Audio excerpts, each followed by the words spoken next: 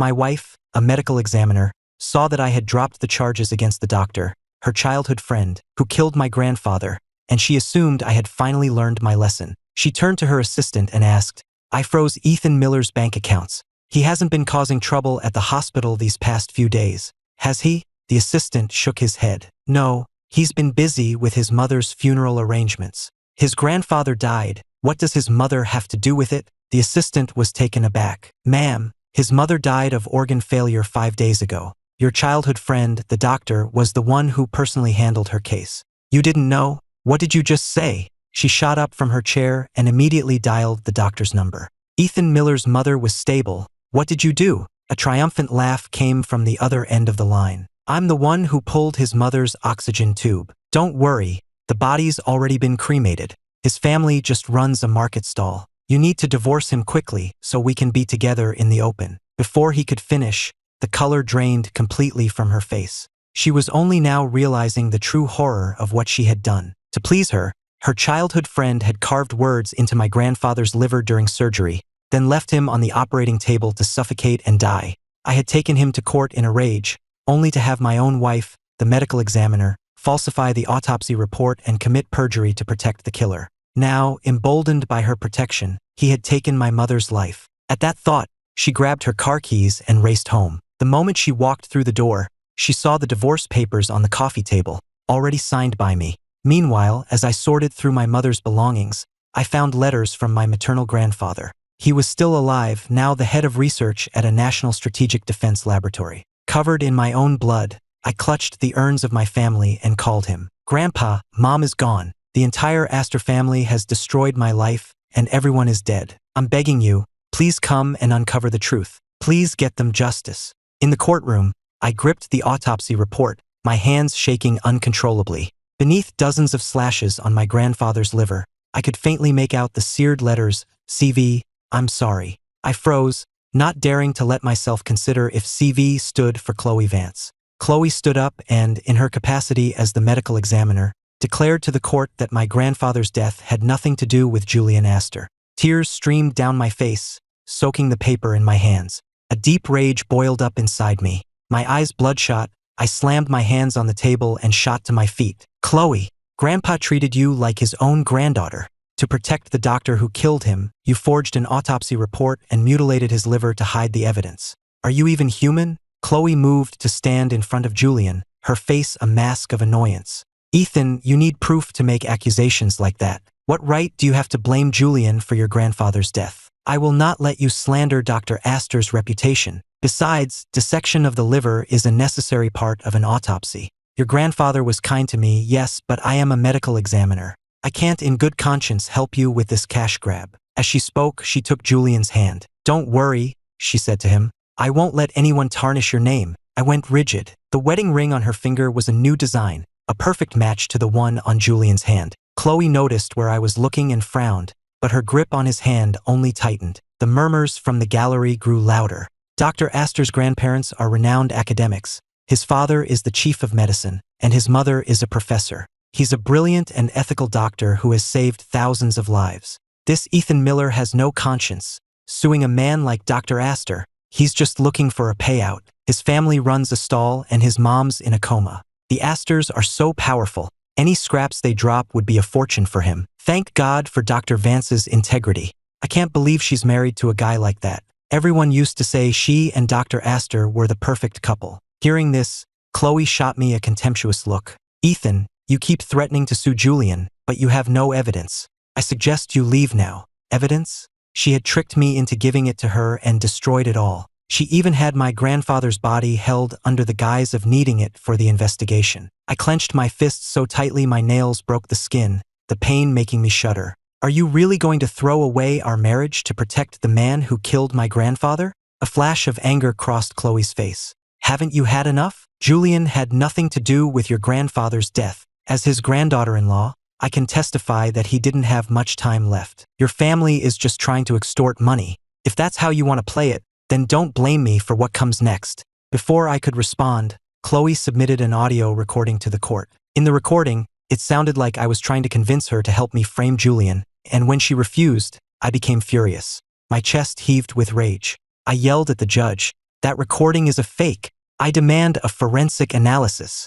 But no one in the courtroom believed me. The judge denied my request, gave a subtle nod to Julian, and then declared me the loser of the lawsuit. He ordered all of my assets to be seized and given to Julian as compensation for emotional damages.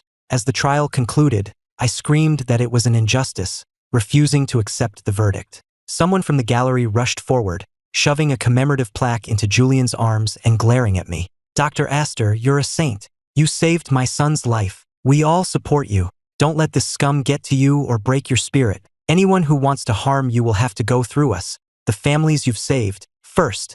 Julian wore a placid, humble smile for the crowd, but when he turned his head away, he mouthed to me, "Your grandfather had it coming. You want to fight me? You're nothing." Rage shot through me. I screamed and lunged at Julian, ripping the plaque from his hands and punching him in the face. He cried out in pain as Chloe slapped me hard, then grabbed a nearby chair and brought it down on me. Blood streamed from my head into my eyes, turning my world red. Without a second glance at me, she shielded Julian and rushed him towards the exit. The remaining family members in the gallery swarmed me, their fists and feet raining down. "You dare touch Dr. Astor? You've got a death wish. Your grandfather deserved it, and your whole family can go to hell." Took a long time for security to arrive and disperse the crowd. One of the guards spat on me before he left. I lay in a pool of my own blood, clutching the torn report and weeping. I don't know how long I lay there before a torrential rain began to fall. I staggered to my feet and limped my way to the medical examiner's office. I refused to believe Chloe could control everything and everyone there. My grandfather hadn't been cremated yet. I had to get his body and demand a new autopsy. As I snuck inside to search, I saw two figures through a one-way mirror, wrapped in an intimate embrace. I froze on the spot. The woman Julian was with was my wife, Chloe. After being responsible for my grandfather's death, she, a supposedly impartial medical examiner, had committed perjury for her lover.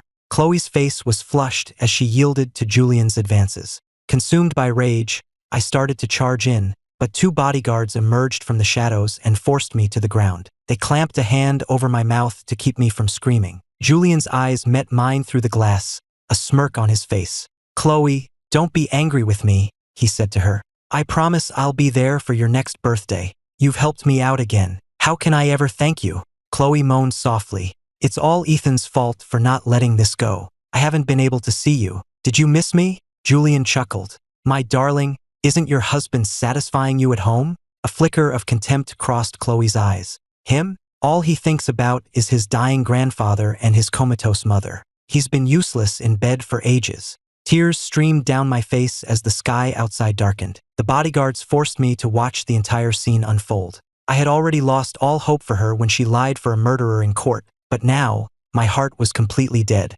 After they had dressed, Julian waved for the bodyguards to release me. I was about to make a move for my grandfather's body when I heard Chloe's cold voice from inside the room. "The case is closed. To prevent any loose ends, send the old man's body to be cremated immediately." A roar filled my ears. I forced myself up on my numb knees and stumbled into the room. A flash of panic crossed Chloe's face when she saw me. She glanced down at her clothes, then moved to block my grandfather's gurney. "What are you doing here?" she snapped. "Shouldn't you be figuring out how to pay the damages? Are you still trying to frame Julian?" I spoke slowly and clearly. "You can't cremate a body without the family's consent. I'm taking my grandfather for a second autopsy." Chloe laughed as if I'd told a joke. "And what if you don't agree? Are you really that naive? Don't you get it yet? The Astors can get away with anything in Chicago. A nobody from a poor family like you can't possibly stand against them. Let this go, and for old time's sake, I can continue to live with you as your wife." She smiled, a haunting, cruel expression on her face. "Take the body to the crematorium." Felt like a giant hand was crushing my heart. I stared at Chloe, my eyes burning. My grandfather had treated her with nothing but kindness. In all our years of marriage, I had doted on her, never even letting her cook. My grandfather gave her most of his retirement money just to help her out. How could she betray him like this, blocking every path to justice? Overcome with rage, I slapped her across the face. Chloe was stunned. Julian pulled her into his arms and kicked me hard, sending me flying. He motioned for the bodyguards to restrain me. "You think you can touch my woman?" I lay on the floor, the pain in my chest stealing my breath. Chloe recovered, her eyes on me now icy and terrifying. "Julian," she said, "he refuses to learn. Let's make him watch the old man burn. A wave of desperation and fury washed over me. No! I screamed, coughing up a mouthful of blood. For a split second, I saw panic in Chloe's eyes before it was replaced by rage. The bodyguards dragged me to the crematory. My grandfather's body was right there, but they held me fast. I struggled, but I couldn't reach him. Tears streamed down my face as I watched them slide my grandfather into the incinerator. The flames erupted, swallowing him whole. I screamed curses at Chloe and Julian, who stood beside me, smiling. Chloe grabbed a handful of my hair and slapped me hard across the face. She forced my head towards the roaring furnace. Take a good look. If you don't learn to behave, you'll be next. I swallowed the blood and tears that filled my mouth. A twisted, bitter smile spread across my face. Never. I will make you both pay. I will get revenge for my grandfather. Chloe laughed softly. I've destroyed all the evidence. What are you going to use for revenge? Just go back to being my stay-at-home husband, and I'll continue to support you. But don't ever let me catch you going against Julian again, or I swear I will divorce you. Years ago, after my mother's injury left her in a vegetative state, Chloe convinced me to quit my job to take care of her. To make it up to Chloe for being the sole breadwinner, I did everything I could to please her, spoiling her rotten. I never imagined I was creating a monster. As I watched her walk away, the last shred of love I had for her vanished. When the furnace fire died down, I fought back tears and collected my grandfather's ashes. I was preparing to bury him when my phone rang. Mr. Miller, your mother's condition has shown some improvement. Please come to the hospital right away.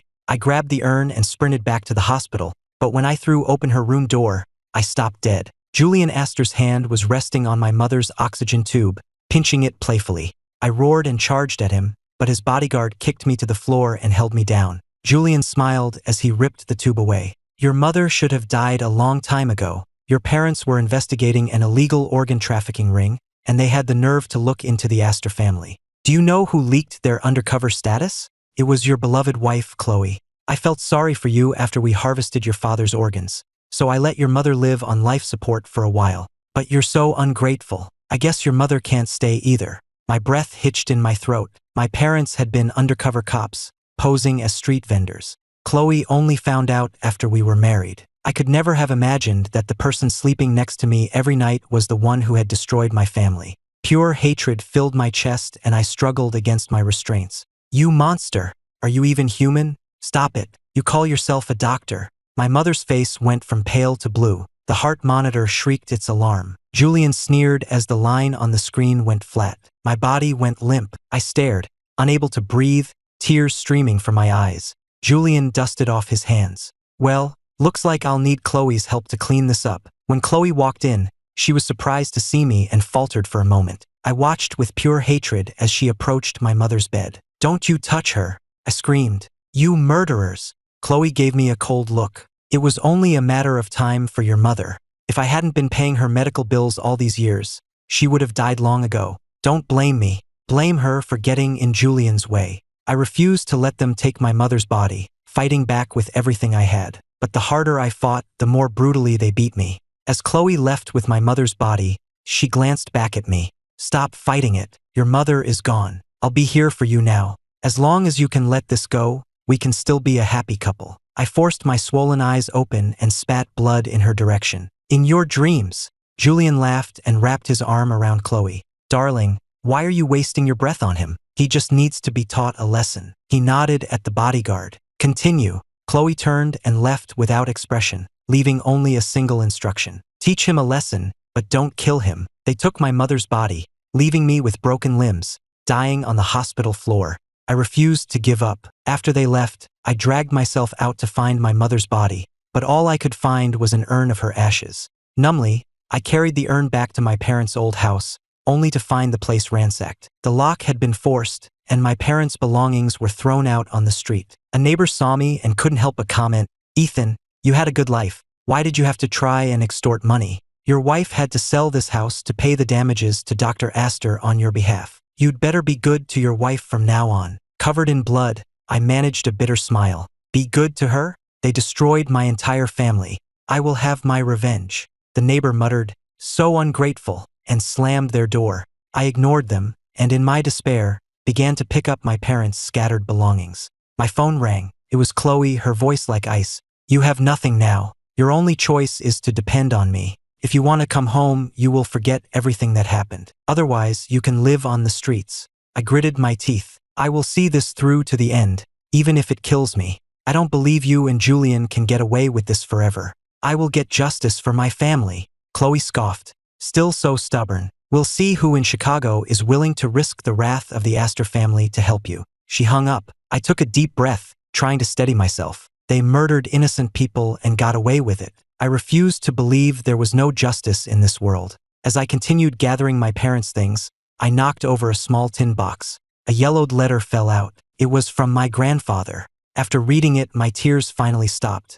He was alive. He was the director of the National Strategic Defense Laboratory. Covered in my own blood, I clutched the urns of my family and called him. Grandpa, Mom is gone. The Astor family destroyed my life, and everyone is dead. I'm begging you, please come and uncover the truth. Please get them justice. As I spoke, blood trickled from my mouth, dripping onto the urns. The voice on the other end was stunned into silence for a moment. My daughter, my sweet girl, how? After a sharp intake of breath, I heard my grandfather's choked but controlled voice. Captain, get to Chicago. Pick up my grandson and the remains of my daughter and son-in-law, and assemble a team. I want a full investigation into the Astor family. The response was immediate. Soon, a convoy of black government SUVs pulled up outside. An officer came upstairs and caught me just as my strength gave out and I started to collapse. I grabbed his arm, my voice weak. I'm General Harrison's grandson. Julian Astor killed my grandfather and my mother. My wife, Chloe, the medical examiner, helped him cover it up. I had nowhere else to turn. Please, I'm begging you, get justice for my family. I don't have any other options. The officer's eyes flashed with anger. This is an outrage. Rest assured, sir. Even if you weren't General Harrison's grandson, we would get justice for you and your family. Hearing that, I couldn't stop the tears anymore. The tension that had been holding me together finally snapped. Overwhelmed by pain and exhaustion, I passed out. When I woke up, I was in a sterile white room. A group of soldiers in uniform stood around my bed, their eyes red-rimmed with concern. A man who introduced himself as my grandfather's adjutant, Captain Davis, gently took my bandaged hand. His eyes were wet with tears. Son, you've been through hell. Your grandfather was one of us, a brother in arms.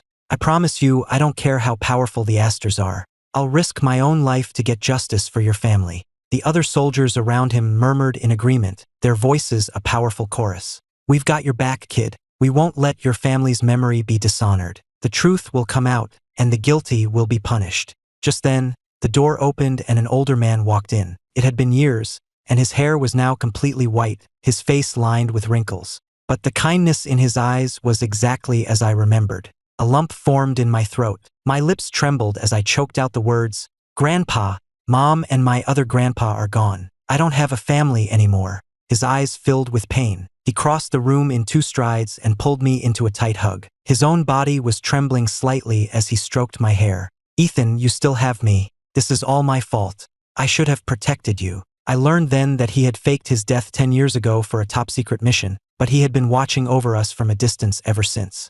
2 years ago, the mission parameters changed, and he was reassigned, losing his ability to keep an eye on us. He had rushed back overnight from a remote base as soon as he got my call. He held me with one arm and stroked the urns on my bedside table with the other, murmuring, I'm sorry. I'm so sorry. I shook my head. It's not your fault. It's the Astors. It's Julian and Chloe. My grandfather slowly let go of me. He turned to the urns, gave a sharp salute and said with grim determination, to my daughter, my son-in-law, and my friend, rest in peace. I swear I will make the Astor family pay for what they've done. The soldiers behind him echoed his sentiment, saluting the urns in unison. At that same moment, across town, Chloe and Julian were unlocking the door to the home I shared with her, their hands all over each other. They tumbled onto our marital bed, their clothes in disarray, the room filled with the sounds of their passion. Suddenly, Julian looked over at our wedding photo on the nightstand. He sneered. Get rid of that. Chloe gave him a seductive smile. He's just my husband on paper. You're the only one who matters to me. It's just a picture. After everything I've done for you, are you really going to ruin the mood by talking about him now? Julian bit down hard on her shoulder. Chloe, get rid of it. Don't make me say it again. She cried out in pain. After a moment's hesitation, she snatched the photo and tossed it into the trash. Later, Julian got a call and had to leave. Chloe lay alone in our bed, her expression unreadable, a growing sense of unease creeping over her. She stared at the sullied photograph in the trash can for a long time before finally sighing, getting up, and retrieving it. She frowned as she wiped it clean, her fingers tracing the outline of my face. A moment later, she pulled out her phone and called me, but it went straight to voicemail.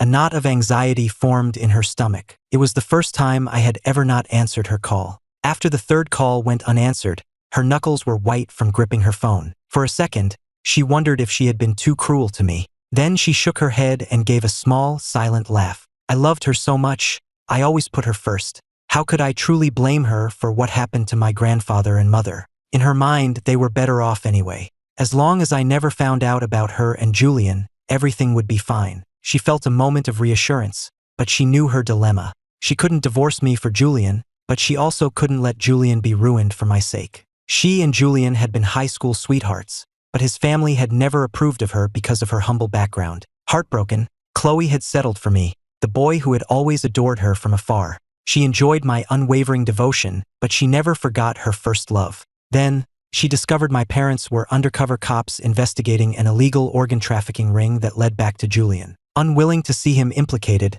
Chloe exposed my parents' identities to him, which led to my father's murder and my mother's coma. Thinking of it now, the unease returned. She walked into the study, her fingers tracing the countless portraits I had drawn of her that covered the walls. She picked up the wooden hairpin I had spent a week carving for her, and touched the good luck charm I had once crawled on my knees to a temple to get for her. A single tear fell onto her hand. She looked at it, surprised, and whispered in a hoarse voice, "Ethan, I couldn't let Julian's future be destroyed. They were going to find out who your parents were eventually. I just sped up the process. Your grandfather and your mother were suffering. I just wanted to end their pain. Besides, your mother had evidence that could have destroyed Julian. I couldn't let that happen. Why are you being so stubborn? Why won't you let this go? You love me. You'll come around eventually, right?" She picked up her phone again and sent me a text on iMessage. "Ethan, come home and let me take care of you. Just drop this, and I promise I'll stay with you forever."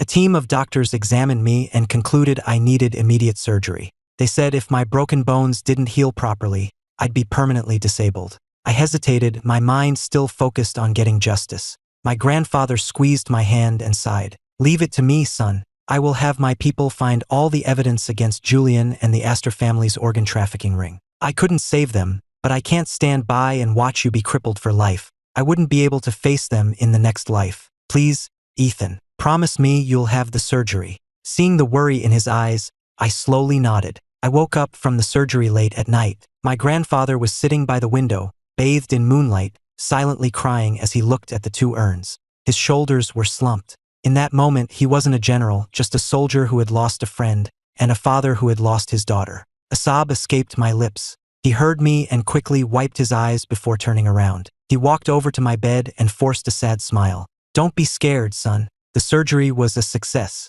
I'm here now. I'll protect you. I won't let anyone hurt you ever again." After that, no matter how busy he was, my grandfather made time every day to make sure I ate, and he checked with my doctors daily about my recovery. The warmth of having family again slowly began to thaw the ice in my heart. The day I got my casts off, my grandfather burst into the room, a look of triumph on his face. I knew he must have found something. I grabbed his hand, too scared of disappointment to ask what it was. For the first time in weeks, he was smiling. "We got it, Ethan. We have conclusive proof. We're going to bring them all down." I burst into tears of joy. After he left, I took out my shattered phone, plugged it in, and turned it on. It was flooded with missed calls, all from Chloe. When I saw her iMessage, I let out a bitter laugh. This time, everyone who had a hand in what happened to my family, including Chloe, was going down. I was about to block her number when she called again. I meant to decline, but my finger slipped and I answered. Chloe's anxious voice filled my ear. "Ethan, where have you been this past month? Why haven't you answered my calls?" When I didn't answer, she started talking faster. "How are your injuries? Does this mean you've finally seen reason? I promise, if you just leave Julian alone, I'll make sure he leaves you alone too. We can go back to how things were. I know you're grieving, so I've thought about it, and I'm willing to have a baby with you. We can have as many as you want. Me and the kids, we can be your new family." When I still said nothing, her voice trembled. "Okay," I laughed, a cold, harsh sound. "Chloe, listen to me. You don't deserve to be my family. I'm going to fight you to the very end, and I will personally send every last one of you to prison." She was silent for a moment, and I could hear her ragged breathing. Just as I was about to hang up, she screamed into the phone, "Ethan, don't be a fool. You think you can get away with anything just because I love you? My patience has a limit." I laughed with contempt. "Someone like you doesn't get to talk about love." Then I hung up and blocked her number. The next day, Julian Astor was scheduled to receive the prestigious Hippocrates Medal for medical excellence. The presenter was his own grandfather. Captain Davis had compiled all the evidence. It didn't matter how powerful Julian's family was. They were going down. My grandfather patted my shoulder. "Son, have Captain Davis take you to the ceremony. I have to pick someone up, but I'll be right behind you." I nodded, and the captain wheeled me into the auditorium. We arrived just as Julian was about to accept the medal from his grandfather, the renowned academic. Captain Davis pushed my wheelchair through the main doors, flanked by a dozen soldiers. Julian, on stage, saw me and froze, forgetting to take the medal his grandfather was holding out to him. People in the audience who recognized me from the trial began to whisper, "It's him again. He lost the lawsuit. Why is he still harassing Dr. Astor? The poor doctor. So unlucky to have this guy stalking him." I ignored the murmurs and stared directly at the stage. "Julian Astor, I am here today to formally accuse the Astor family of running an illegal organ trafficking ring. I accuse you of medical malpractice that resulted in the death of my grandfather, and of murdering my parents to cover up your crimes." Gasps erupted from the crowd. "Illegal organ trafficking? Impossible. The Astors are medical royalty. Why would they risk everything for something so heinous? But he seems so sure of himself. He doesn't look like he's lying." A flicker of panic crossed Julian's eyes before he exchanged a look with his grandfather and regained his composure. "That's absurd," he declared, looking down at me with cold fury. "You are a persistent nuisance. Have you forgotten that you lost a lawsuit to me just last month and had to give me all of your assets as a result? Why should anyone believe the words of a shameless, money-grubbing liar?" People in the crowd who had been at the trial shouted their support. "We believe you, Dr. Astor. Sue him for slander." I just smiled and pointed to the large screen behind the stage. The house lights dimmed. A moment later, a video appeared on the screen. It was the deleted operating room footage, recovered by my grandfather's top cybersecurity expert. It clearly showed Julian leaving my grandfather alone on the operating table after dismissing the other staff. The scene changed, now showing a hidden camera video of Julian arranging the purchase of a black market organ with the patient's family. The entire auditorium was silent, the audience staring at the screen in shock. When the final clip played, showing Julian and Chloe removing my mother from her hospital room, the silence was broken by sharp gasps. "He just left an anesthetized patient alone on the table? That's criminal. That footage looks real. And now that I think about it, Dr. Astor does perform a suspicious number of organ transplants." Julian's breathing grew ragged, and his grandfather's face was grim. Just then, Chloe ran onto the stage from the wings. "Ethan," she shrieked at me, "what are you doing? Don't listen to him. Everyone, I swear on my professional reputation, those videos are fakes, deep fakes. Julian is a good man. He would never do these things." But the people in the audience weren't stupid. The evidence was clear and damning, and they looked at her with open suspicion. Chloe grew more frantic, then suddenly pointed at me. "I'm his wife. He suffers from severe paranoia and delusions. He couldn't cope with his grandfather's death and has been under psychiatric care. You can't trust the word of someone who is mentally unstable." I almost laughed watching her desperate attempt to discredit me. Julian started to speak, but his grandfather stopped him. The old man looked down his nose at me. "We've already called the police. Slandering a member of the National Academy and his family is a very serious crime." A minute later, a group of Chicago police officers arrived and surrounded my men. I watched them calmly, feeling no fear. I knew the Astors had the local PD in their pocket. Just as the officers moved to arrest me, a powerful voice boomed from the entrance. "Who dares touch my grandson?" A wave of relief washed over me. I turned my head slowly. "Grandpa!" The lead officer saw the man standing next to my grandfather, and his face went pale. "Director Evans? What brings you here, sir?" "I can handle this situation." Director Evans scoffed. With a wave of his hand, dozens of federal agents streamed into the auditorium, securing all the exits. The color drained from Julian's and his grandfather's faces. Julian turned to the local cop. "What are you waiting for? Arrest them. They're slandering me with fake evidence." My grandfather glared at him. "Fake evidence? I personally oversaw that investigation. Director Evans nodded. I've had my team verify it. The evidence General Harrison provided is authentic. The auditorium erupted in chaos. Julian's face was ashen. He grabbed his grandfather's arm. Grandpa, do something. You're a member of the National Academy. Save me. The old man glanced at the Chicago cop, who refused to meet his gaze. My grandfather's voice boomed. Not even your friends on the force can save you now. We've uncovered every crime your family has committed under the protection of your reputation. Today, no one can save you. Director Evans nodded. Take all involved parties into custody, he commanded. The federal agents moved in. Chloe looked at me with desperation in her eyes. Ethan, please, let Julian go. Your grandfather is a general. He can make this go away. I gave a cold laugh. Never. And don't worry about Julian. I'm not letting you go either. Julian's face twisted with rage as he struggled against the agents. It wasn't me. It was all Chloe. She seduced me. She manipulated me into getting rid of them for her. Arrest her, not me. Chloe, who had been pleading with me, froze. Julian, what are you saying? It was her, he screamed.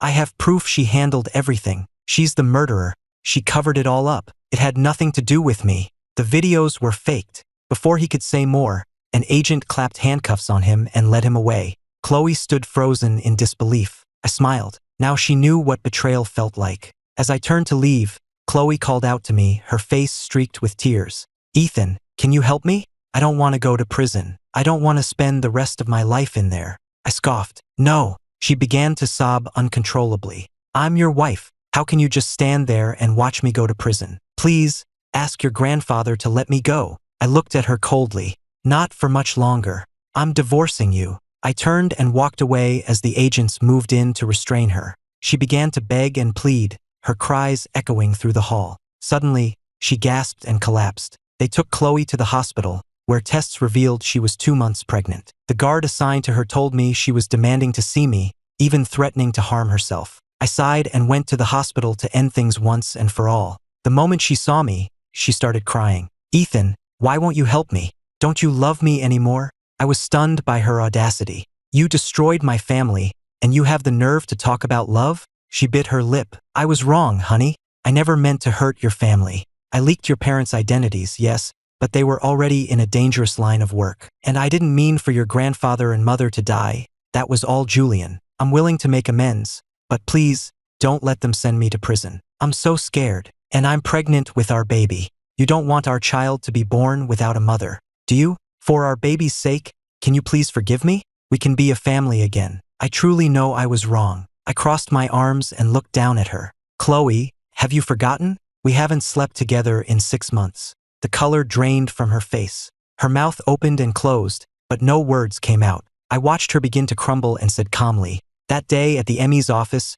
Julian made me watch everything. I gave up on you a long time ago. Chloe completely broke down, letting out a piercing shriek. No! I had nothing more to say to her. I turned to leave. She began to struggle and wail. Ethan, I'm so sorry. Please don't go. You love me. Please, just give me one more chance. Behind me, I heard a thud, followed by Chloe's pained scream. My stomach. Ethan, help me. I'm losing the baby. Please. I just scoffed and kept walking. 2 months later, the verdicts were delivered. The core members of the Astor family received the death penalty. Chloe was sentenced to life in prison without parole. Everyone else involved received sentences appropriate to their crimes. My grandfather and I buried my mother and grandfather next to my father. We burned a copy of the verdict in a small fire pit. They could finally rest in peace. When the paper had turned to ash, my grandfather patted my shoulder. Let's go home, son. I wiped my eyes, nodded, and stood up. I wasn't alone in the world. I still had my grandfather, and I would carry the memory of my family with me as I moved forward, one step at a time.